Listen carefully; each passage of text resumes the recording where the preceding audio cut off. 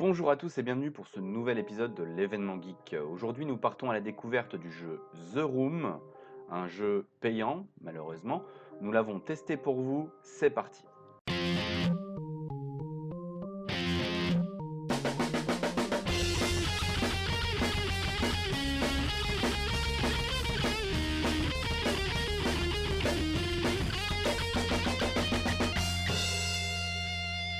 Alors, comme je vous disais, voilà, on va partir sur le jeu The Room. Euh, Qu'est-ce que c'est? C'est un petit jeu d'escape game, de point and click. C'est un jeu de réflexion extrêmement intéressant. Donc, on va voir dans la vidéo d'aujourd'hui, avant de faire le petit décompte des points, on va voir le dictacticiel. Et, je ne sais pas pourquoi je dis tout le temps dictatiel.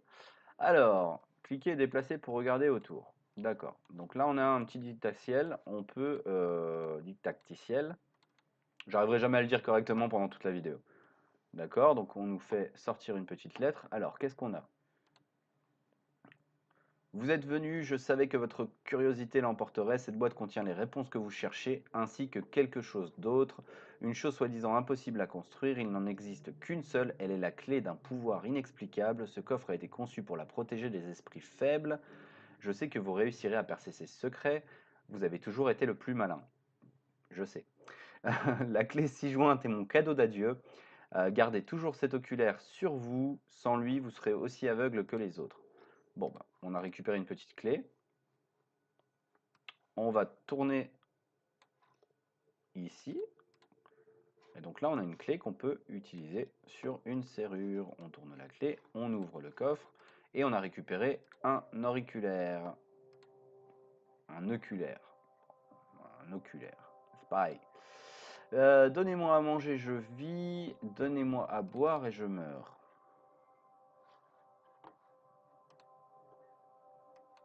On a un oculaire mais qui ne sert à rien, d'accord.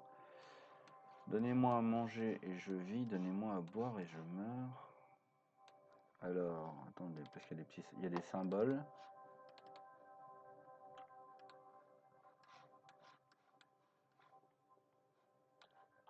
Ah, le feu. Bah oui. Ok, donc je peux pas l'utiliser pour l'instant. Il n'y a pas grand-chose que j'ai l'air de pouvoir faire. Je pense que ça doit être le feu. Moi, ce que je comprends pas, c'est pourquoi ça ne marche pas. Je voudrais double-cliquer, s'il vous plaît. D'accord, donc il n'y a rien qui marche. Mais c'est le feu. Pourquoi ça marche pas? Reprendre, ok. Bon alors apparemment il y a quelques petits soucis techniques, ou alors j'ai oublié quelque chose.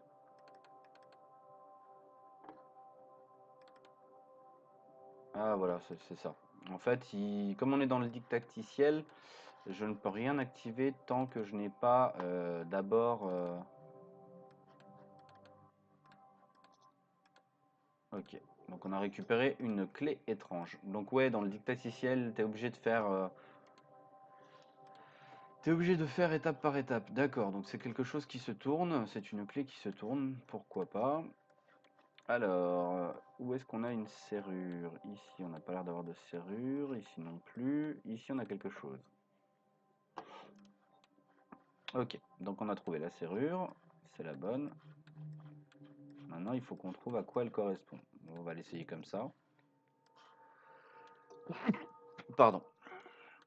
D'accord, donc on a réussi à résoudre cette petite énigme. Alors, ici, qu'est-ce qu'on a? On a des cylindres.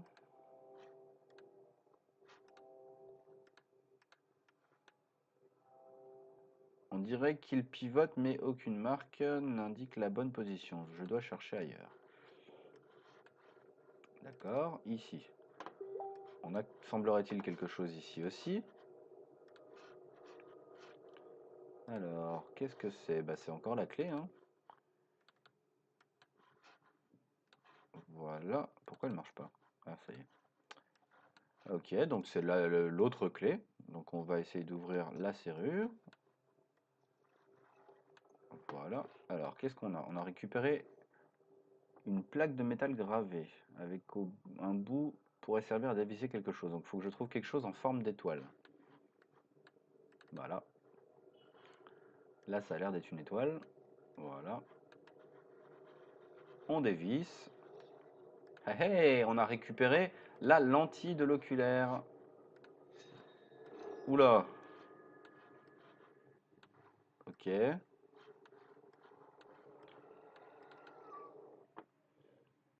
Donc maintenant, ça ressemble à quelque chose. Alors, il faut qu'on essaie de l'aligner. Là, ça m'a l'air pas mal.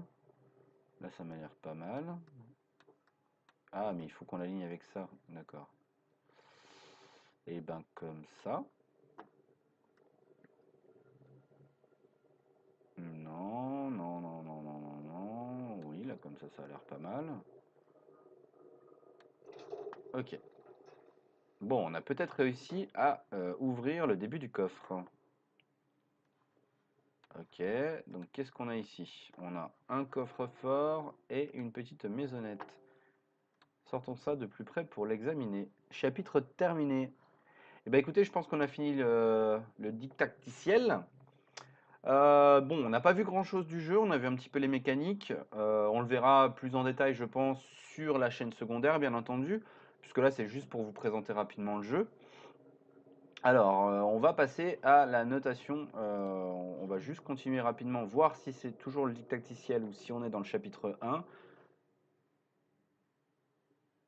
Ouais, donc on est dans un nouveau chapitre qui a l'air d'être quelque chose d'assez impressionnant. D'accord. Eh bien écoutez, on va arrêter là. Alors, pour ce qui est des notations, réfléchissons, réfléchissons.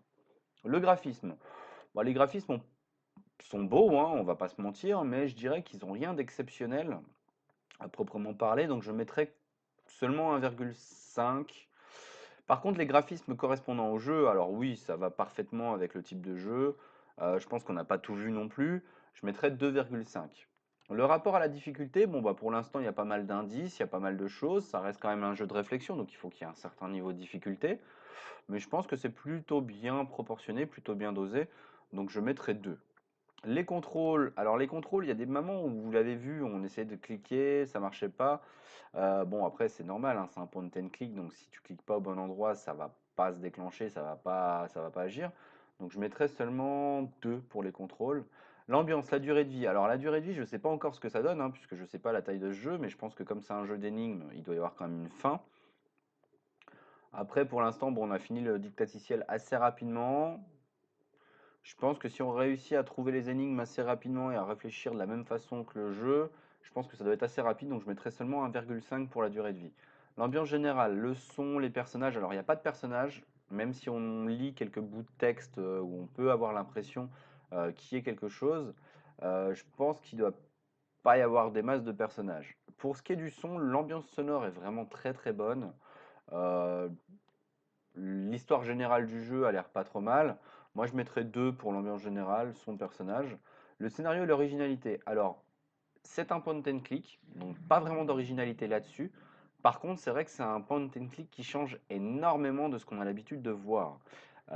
C'est-à-dire, j'entends par là que c'est un point and click qui est graphiquement très beau, avec des énigmes qui ont l'air extrêmement travaillées, avec plusieurs niveaux de difficulté, puisqu'il va falloir qu'on équipe, de ce que vous avez vu tout à l'heure, il va falloir qu'on équipe l'œil au bon moment pour trouver des indices. Donc je pense qu'il y a vraiment un scénario, une originalité assez sympa, donc je mettrai 2 encore une fois. Les points externes, bah, étant donné que c'est un jeu payant, on ne peut pas vraiment juger sur les achats et sur la publicité, puisqu'il n'y aura pas de publicité étant donné qu'on a payé. Il n'y aura pas vraiment d'achat in-game, il y aura peut-être des achats pour des extensions ou autres. Mais c'est vrai que, ouais, non, de ce point de vue-là, c'est un jeu payant. Donc je pense qu'en tant que jeu payant, il va perdre déjà de base, il va perdre quelques points. Donc vu qu'il n'y a pas de publicité, qu'il n'y a pas d'autre chose une fois qu'on est en jeu, je veux dire, il n'y a pas de DLC, il n'y a pas de choses comme ça pour le moment, en tout cas pas que j'ai vu, je mettrais un seul point parce que le jeu est payant. Alors, quelle est la note que le jeu a réussi à obtenir? Le jeu a obtenu donc 4, 6, 8, 10, 11,5, 13,5, 14,5 et je pense que j'ai été un peu difficile. Je pense que le jeu voilà, vaut entre 15 et 15,5. C'est un très bon jeu. Le seul problème, c'est qu'il est payant. Ce serait un jeu gratuit, il aurait obtenu la note de 16-17. Là, on va quand même lui mettre la note de 15/20 en étant généreux, avec le fait que malheureusement, ce soit un jeu payant.